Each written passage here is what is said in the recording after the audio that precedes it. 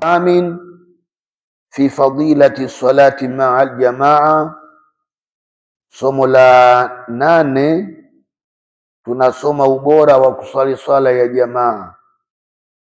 Tukisema swala ya jamaa tunakusudia ni swala inayoswaliwa imamu na maamuma, ndio swala ya jamaa. Sasa watu wanaweza kawa jamaa ni ndogo kama ya imamu na maamuma tu, au jamaa ikawa kubwa, maamuma wakawa ni wengi. Yote hiyo ni jamaa, na kila watu wanavyoongezeka kuwa wengi zaidi ndio ubora wa jamaa unavyoongezeka. Bismillahir Rahmanir Rahim. Suratul Baqara inasema Bismillahir Rahmanir Rahim, innal ladhina amanu, hakika wale ambao wameamini. Kuamini huku ni billahi wa rusulihi, kwa Mwenyezi Mungu na mitume yake. Ukiamini kwa Mungu kuwa yupo Mungu ni mmoja, la sharika lahu, basi pia uamini na mitume yake kuwa kaituma. Wa bima jaahum, na kuamini pia waliokuja nayo mitume. Mitume wamekuja na amri, mitume wamekuja na sheria, pia uwe tayari kufuata amri hizo na miongozo inayotoka kwa mitume. Waamilu salihat, kwa maana innal ladhina amanu waamilu salihat, ama wale ambao wameamini kisha wakatenda wema, wa aqamu salata wa atu zakata, wakasimamisha swala na wakatoa zaka. Hapa angalia, waamilu salihat, na wakatenda wema. Hapa kwenye wema, hapa mema ni mengi sana. Hata hiyo swala yenyewe pia katika mema, zaka ni katika mema, imani ni katika mema. Lakini Mwenyezi Mungu amesema waamilu salihat, na wakatenda wema, mbele akaweka wa aqamu salata, na wakasimamisha swala. Hii ni khas min al-am, khas min al-am. Kwa maana hii inapata ubora sana swala hapa, kwa sababu imetajwa mara mbili. Moja imetajwa kwenye salihat, na pili ikatajwa katika iqami sala. Wa atu zaka, atfuhuma ala ma yaummuhuma liinafihima ala sairi al-a'mali. Atfi yake hiyo wa aqamu sala, atfi yake ala ma yaummuhuma, juu ya kile ambacho kinaenea kwenye mawili hayo, kinaenea kwenye swala, kinaenea kwenye nini? Kwenye zaka, kwenye utukufu. Liinafihima ala sairi al-a'mali salihah, kwa sababu ya ukubwa wake kulikoni amali nyingine zilizokuwa njema. Lahum ajruhum inda rabbihim, wao watapata malipo yao mbele ya Mola wao. Wala khawfun alaihim, wala hapatakuwa na hofu juu yao siku ya Kiyama, na hata hapa duniani kabla ya Kiyama. Wale ambao wameamini, waamilu salihat, wa aqamu sala, wa atu zaka, basi kwanza wana malipo yao mbele ya Mwenyezi Mungu, lakini pili hawatakuwa na hofu kabisa katika dunia hapa wala huko akhera. Naam, ukaona watu wanababaika hapa, wana hofu ya njaa, wana hofu ya ufakiri, wana hofu sijui ya vita, wana hofu ya hivi na hivi. Ni kwa sababu bado hatujawa ni wenye kutekeleza imani sawa sawa, pia swala zetu hazijakaa sawa, lakini pia na zaka hatutoi. Matokeo yake sasa hofu lazima tutakuwa nayo. Naam, man ata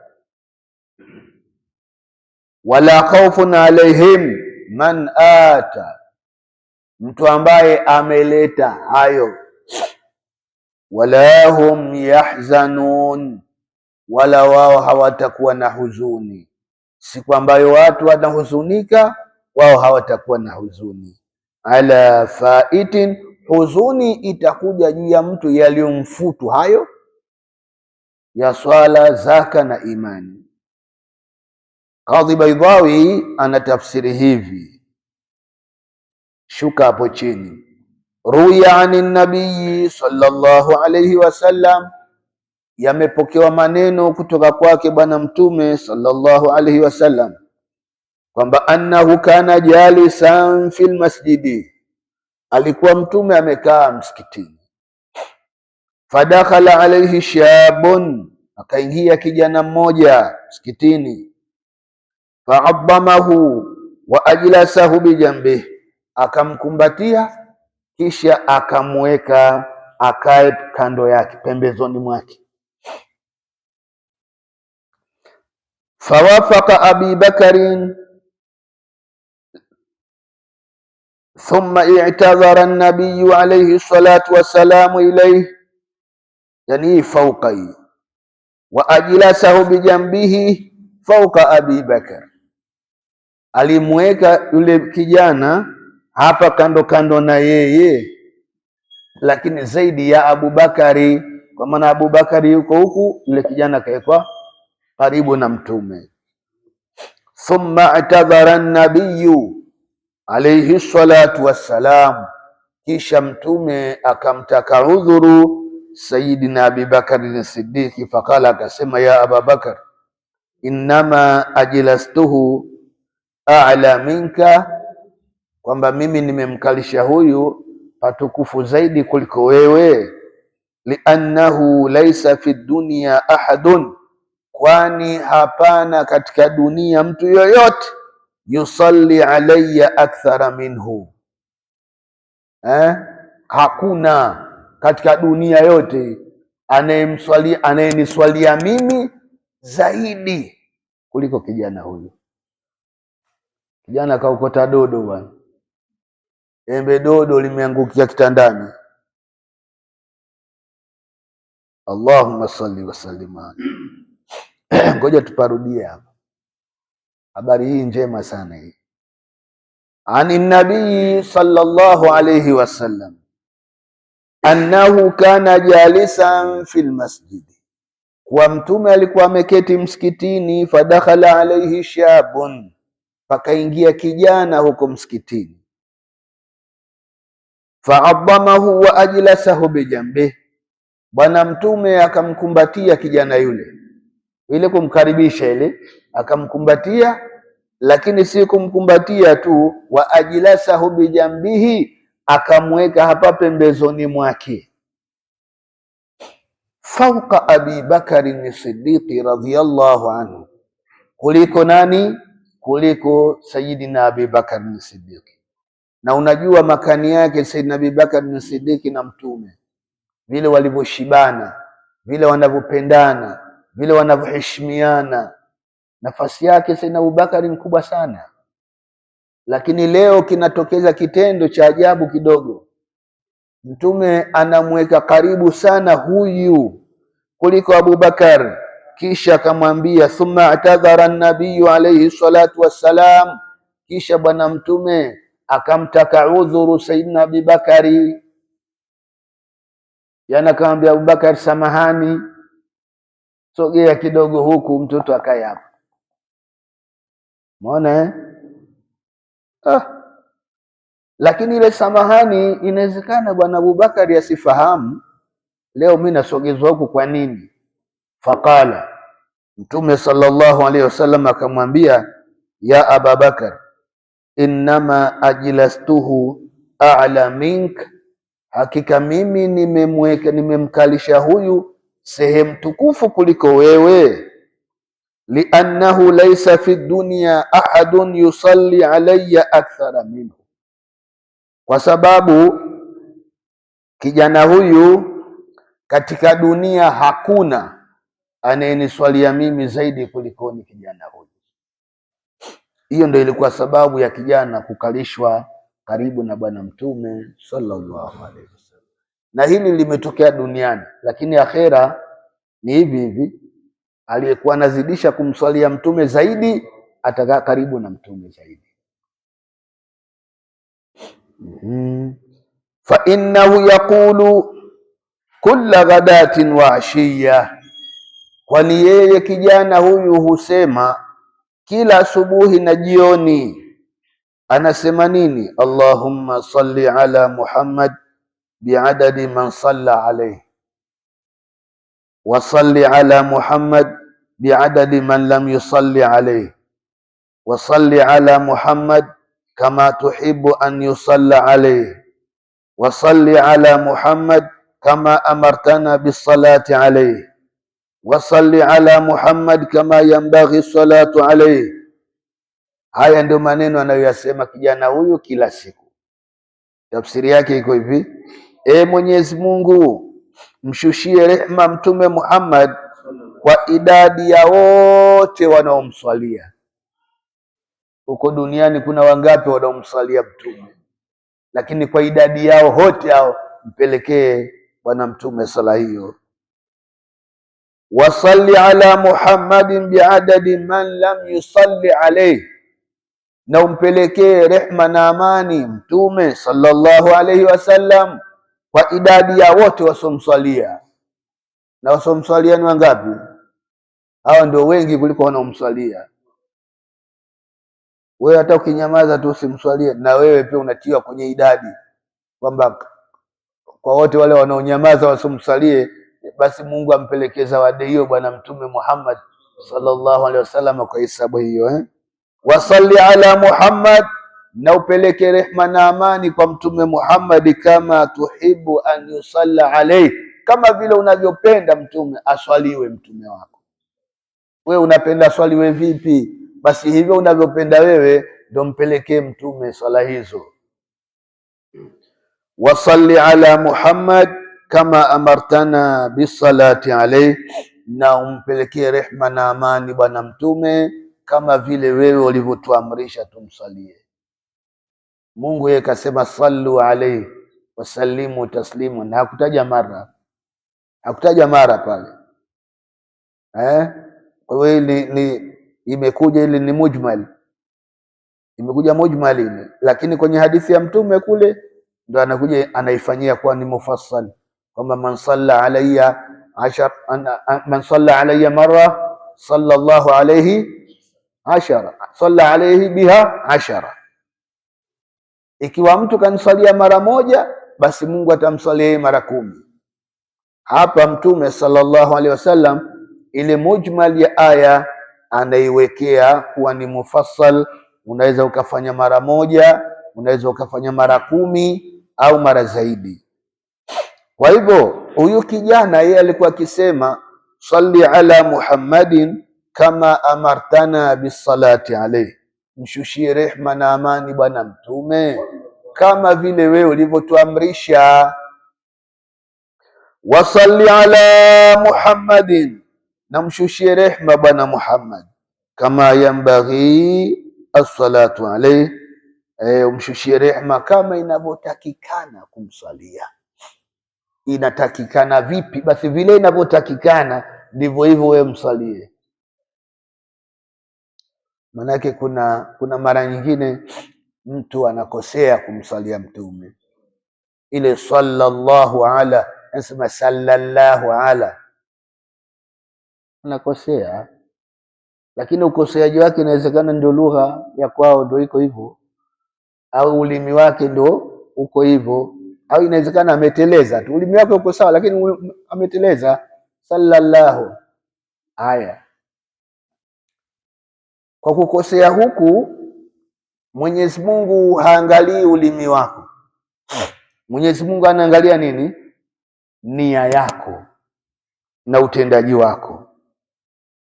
Lakini bwana huyu anasema msalie Muhammadi kama yambaghi as-salatu alayhi, kama inavyotakikana aswaliwe, basi ndivyo hivyo wewe msalie, peleka rehema hivyo. Lakini inatakikana hasa kwamba wakati unamswalia Bwana Mtume matamshi yako yawe matamshi sahihi, yasiwe matamshi ya kukosea. Sallallahu iwe sallallahu kweli, isiwe vingine. Na hizi sigha za kumsalia Mtume ziko nyingi. Kuna Allahumma salli wa sallim ala sayyidina Muhammad adada ma fi ilmillah salatan daimatan bidawami mulkillah. Kuna nyingine Allahumma salli ala sayyidina Muhammad tibbil qulubi wa dawaiha wa afiyatil abdani wa shifaiha mpaka mwisho. Kuna nyingine, ziko nyingi sana, lakini wakati unazisoma hizo basi uangalie yale matamshi unayetamka ndivyo, kwa sababu swala hiyo unavyomswalia inapelekwa kwa Mtume Muhammad. Alafu anaambiwa Mtume, anaambiwa wane, hiyo imetoka kwa Indasaki hiyo. Nani wewe? Indasaki wanakusalia sasa. Sasa pale na wewe ndio umeikanyaga kanyaga mbele hadharati nabi, inaoneshwa Allahu akbar. Lakini angalia huruma ya Mungu. Mungu anaumba malaika, yule malaika ndo anaichukua ile swala anaondoka nayo mpaka mbele hadhara ya Mtume. Fulani kakuswalia, kaniswaliaje? Anaisoma kama vile wewe ulivyosema, lakini yeye anairekebisha, badala ya kuwa sallallahu sema sallallahu, kasema hivi, inatiwa tiki na wewe unaswaliwa mara 10 huko na Mwenyezi Mungu. Wasalli ala Muhammadin kama yanbaghi as-salatu alayhi. Falidhalik, kwa sababu hii ya maneno haya aliyoyasema kijana huyu, ndio ajlastuhu a'la minka, nimemkalisha akae hapa patukufu zaidi kuliko wewe Abu Bakar. Waruya ani nabii sallallahu alayhi wasallam man salla salawati al-khams, mtu ambaye ameswali swala zake 5 ma'al jamaa, akaswali pamoja na jamaa, falahu 5 ashiyaa, hakika yeye atakuwa na mambo yake 5. Huyu mwenye kuswali swala zake za jamaa atakuwa na mambo yake mangapi? 5. Al-awwalu, jambo la kwanza, la yusibuhu faqrun fi dunya, ufakiri duniani hautampata. Ufakiri kwa maana ya umaskini duniani hautampata.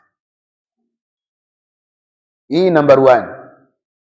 Kwa hivyo mtu ajitahidi kuswali swala za jamaa, si kwa kuondosha ufakiri.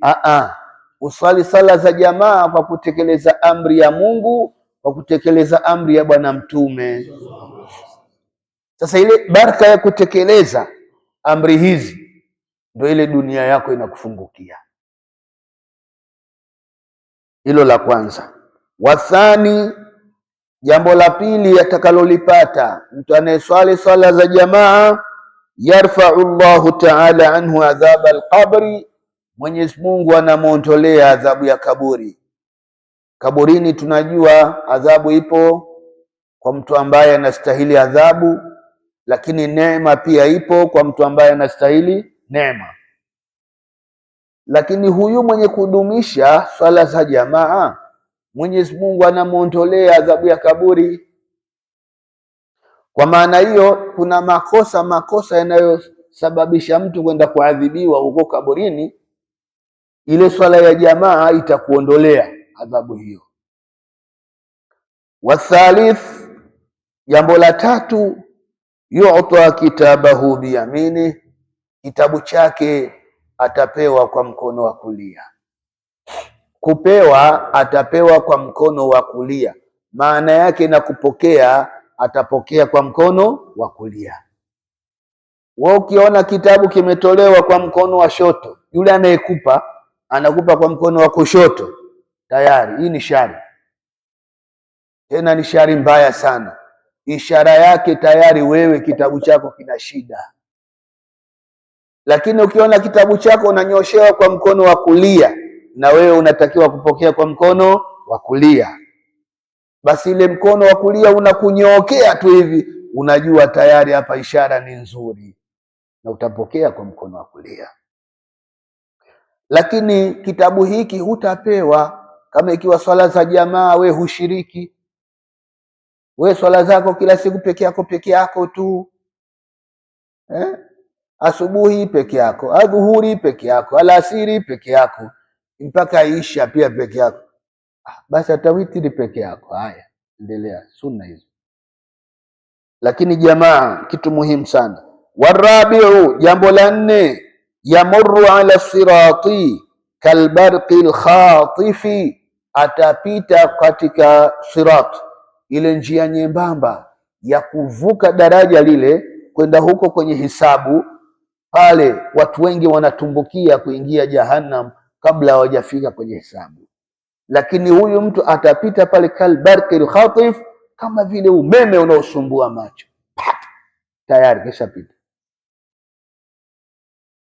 Lakini baraka ya nini hiyo? Baraka ya swala ya jamaa. Wal khamis, yudkhiluhu Allahu ta'ala aljannata bila hisabin wala adhabin, jambo la 5, Mwenyezi Mungu atamuingiza peponi mtu huyo pasipokuwa na hisabu wala adhabu. Hata hiyo hisabu mtu hatoiona, kwamba eti leo watu wanahesabiwa, we taarifa huna kabisa, umeshaingia peponi zamani na Bwana Mtume Muhammad. Masabihu hiyo. Qala alayhi salatu wassalam, amesema Bwana Mtume sallallahu alayhi wa alihi, salatu rajuli ma'a jamaa, swala ya mtu akiswali pamoja na jamaa, khairun min salati 40 sana fi baitihi munfaridan, swala ya jamaa atakayoswali mtu moja ni bora sana kulikoni swala za miaka 40, kuliko swala za miaka 40. Narudia hapa, burani, kuliko swala za miaka 40, fi baitihi munfaridan, anayeswali nyumbani kwake peke yake. Umekazana kuswali nyumbani kwako peke yako, swala nzuri kabisa, swala safi, lakini umeacha jamaa, basi wale wenye jamaa kule wanakuzidi kwa miaka 40. Naam.